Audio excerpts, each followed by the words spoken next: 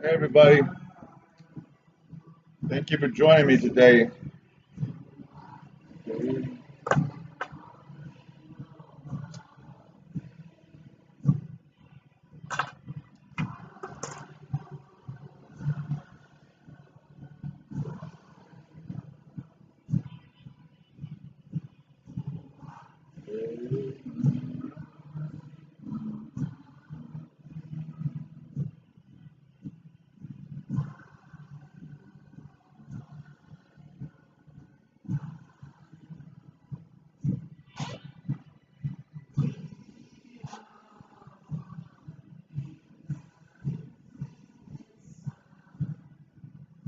Forever and ever and ever.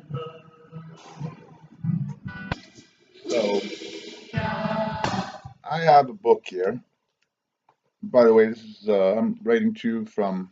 I'm speaking to you from Sangha Satyagraha, far in northern Maine, and the date is July 17th, 2018.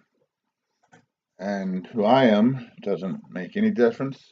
What matters is I have the book Without Discovery, a native response to Columbus, edited by Ray Gonzalez, which I found in a discount bin at some library for 50 cents somewhere in this great land.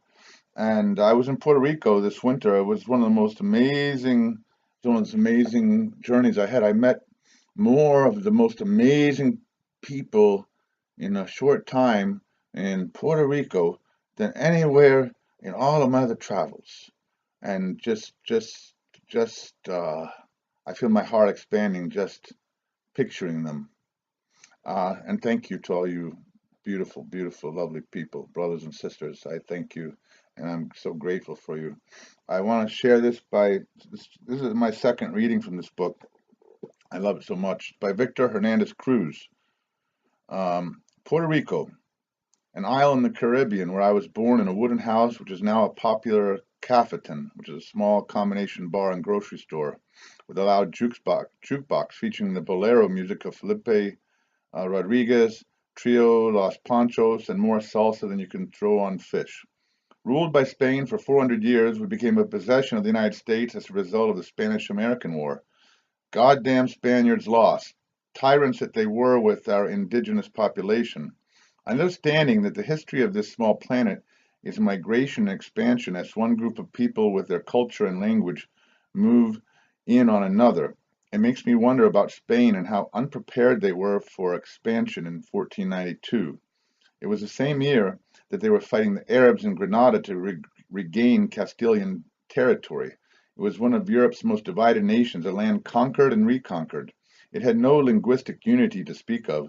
Within its borders, people spoke Basque, Catalan, Castilian, Aragonese, Hebrew, Arabic, and then there were the Gypsies with their universal speech stew. I must then believe in a sacred motion of history, a hidden power moving the strings of events. Regardless of all those obstacles, off they went, and their thirst was such that they made it all the way to Guam and the Philippines. Who were the deckhands sailing on the first trips? Could they have been Moors and Jews who had to vacate anyway?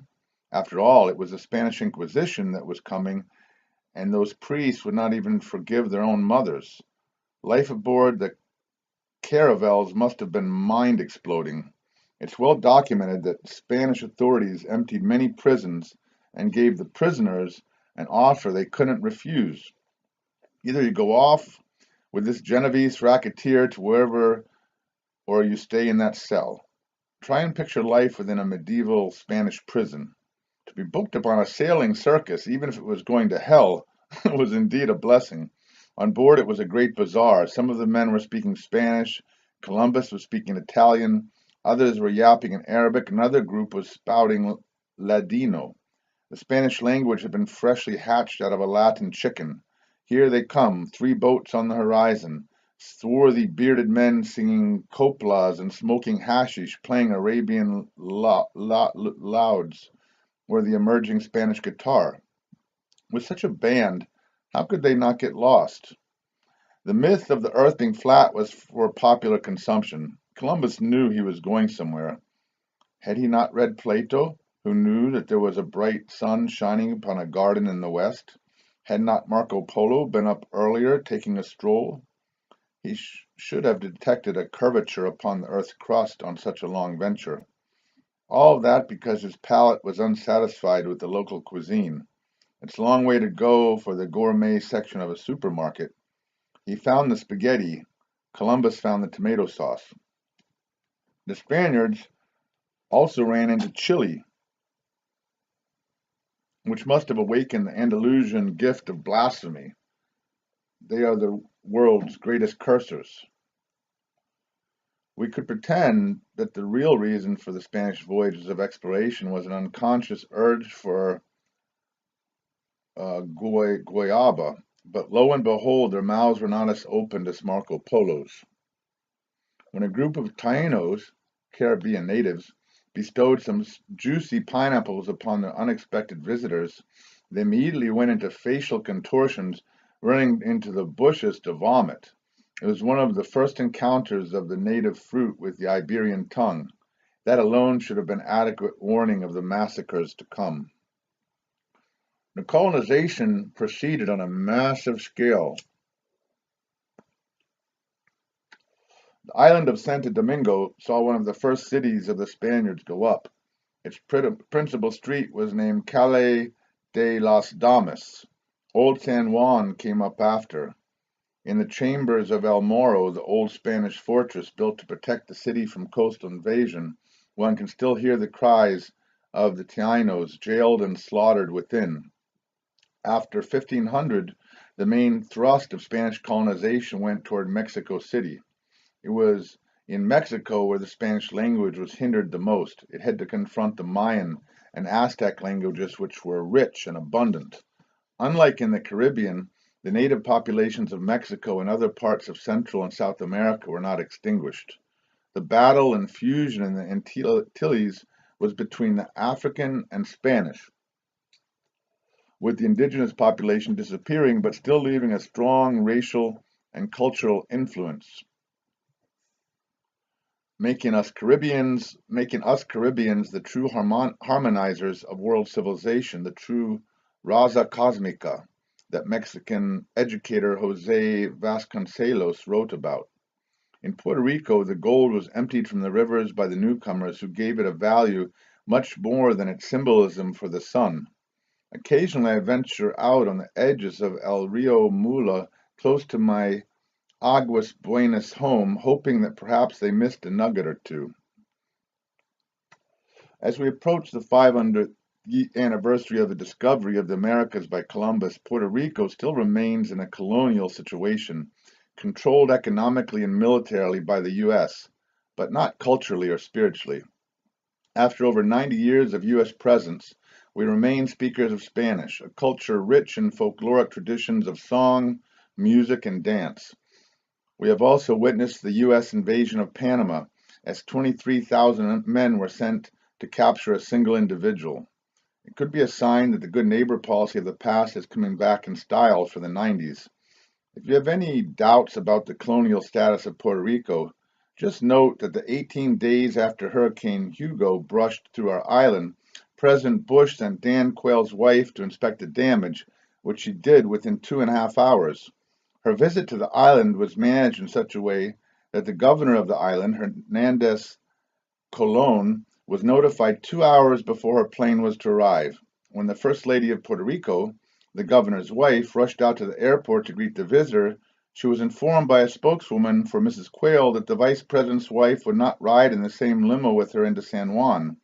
Proud Puerto Rican lady that she is, she left faster than a lizard's head can pop. If plans to invade Panama were at hand for over 6 months, as the U.S. media indicated, there was some consideration for the Sugar Ray Roberto Duran fight. Think of all the millions that would have been lost internationally if the U.S. Marines had invaded 3 days before the fight. No, capitalism knows better. The fight must go on. Spain had its golden period during the Arabian occupation, which commenced in AD 711 and lasted some 800 years. The Arabs encouraged the study of science and the development of the arts. Public libraries were established in the large cities. Religious tolerance toward Jews as well as Christians to practice their manner of worship and to communicate one with the other. Men of learning such as Averroes, Avicenna, Ibn Arabi began to translate and comment upon dormant Greek classics, contributing to the reawakening of Europe.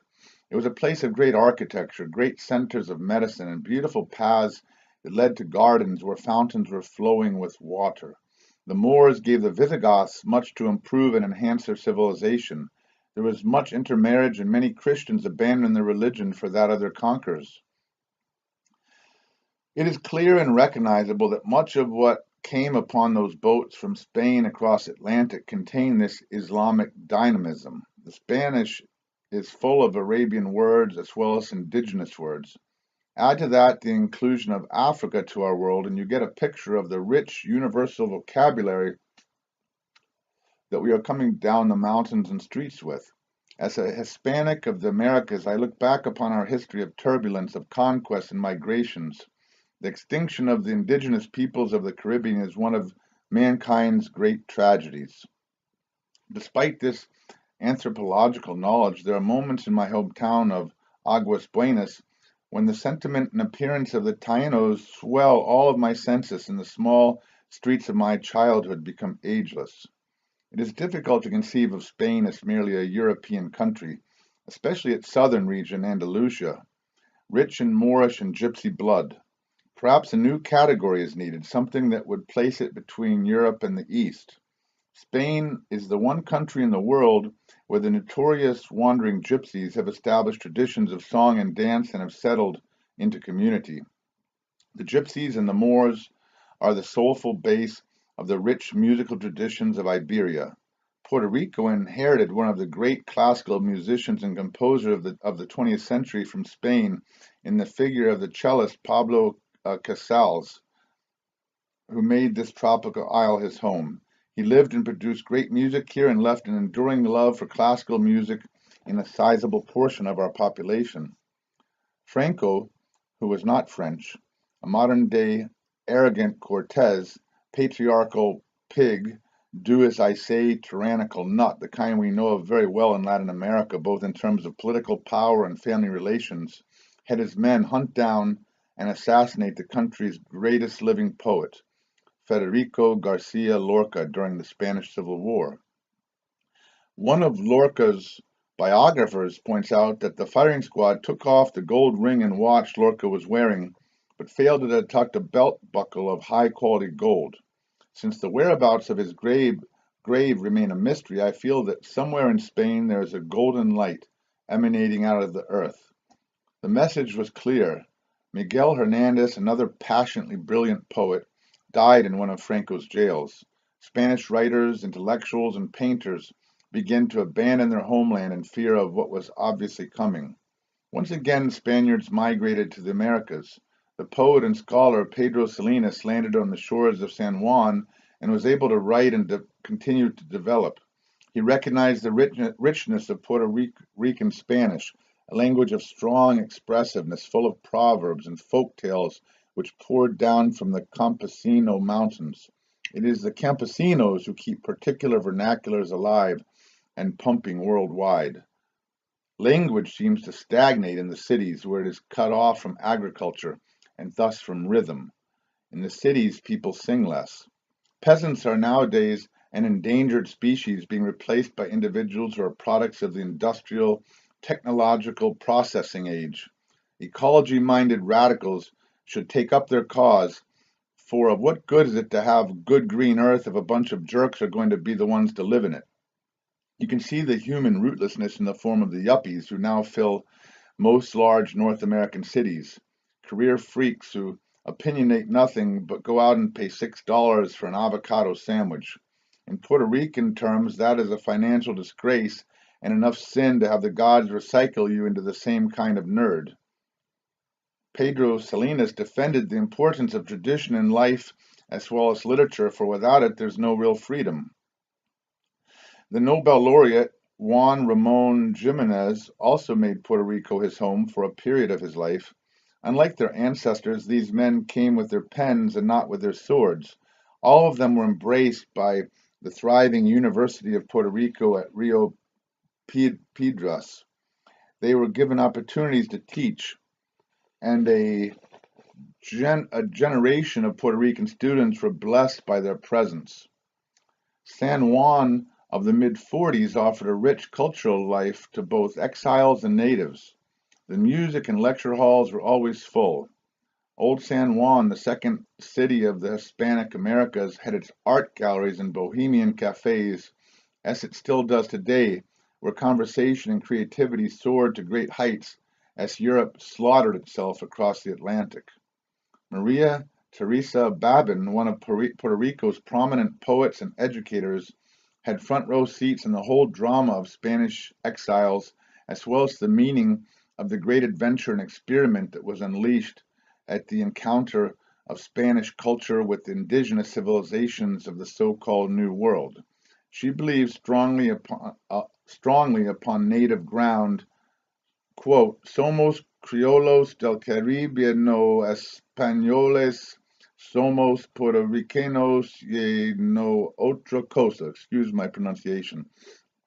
Maria Teresa Babin died in 1989, the same year that I came back to Puerto Rico. She once told me that, quote, "We can't live in the 19th century," meaning that she knew that the Jibaro, the hip, hip, the Hibaro, the Hibaro folkloric culture would have to go through transformations. Teresa Babin will live in all the centuries to come as each singing bird chirps the letters of her verses. Now about this business of the 500th anniversary of the discovery of the Americas by Columbus. Over here it's Colon, and it has more pitfalls. It seems that everybody and their mother has discovered the Americas. Very true it all is, for it is well documented that the Chinese were in Mexico. Sinalo for everybody. Central American pre-colonization art is abundant in Buddhist symbols and figures of Tibetan priests. Phoenicians and Egyptian hieroglyphs have been found in Peru, and I mean to the letter, and there it is, the thing itself. There's that gigantic Olmec sculpture with African features. Ah, no, that's the Vikings. That the I discovered America in El Guanabano of Aguas Buenas on a Sunday morning of February 1949 in Colmado, Cafetin, El Poema, where a group of Pueblanos make rum evaporate as I walk by and hear Felipe Rodriguez singing the songs of his memories. The truth of the matter is that only artists discover, for they discover things that are not of this world. Hallelujah to that. I love Puerto Rico. And I want to say, just as when they were killing the poets in Spain and the survivors fled to, even though their ancestors were slaughterers, perhaps, or some of them are involved in the slaughter of the indigenous people, yet their children came because they weren't their children. They were the children of divinity who came out, and they went to Puerto Rico to help rebuild what their ancestors had destroyed, perhaps in some way. And today, for all of you Americans who are struggling under the yoke of the evil that we were born into, I'd like you to keep in mind that no passport is required to get to Puerto Rico. It's, if I don't believe in passports as a rule, because I don't believe in borders or nations. But while they yet continue with these illusions and delusions around us, it's expedient to flow where we can flow. And Puerto Rico is a great place for all of you American artists and revolutionaries and aspiring gardeners and farmers to go to with open hearts and with a desire to make this world better and destroy the reign of money and greed and empire. Amen. Thank you for listening. Excuse my little pronunciation mistakes. I'm not really good at speaking foreign languages, but I do believe that English is a very limited language as much as its utilitarian value can't be. And the fact that it's the only language I really can speak reasonably well, but it took me quite a while to do that. I hope I can learn to speak another language. I strongly support speaking of languages that are better than English and don't have the baggage of English. So, and that comes from a person who can't easily learn any other. So, have a good day. Bendiciones, amigos, and talk to you later. Thanks for listening. Viva la revolución.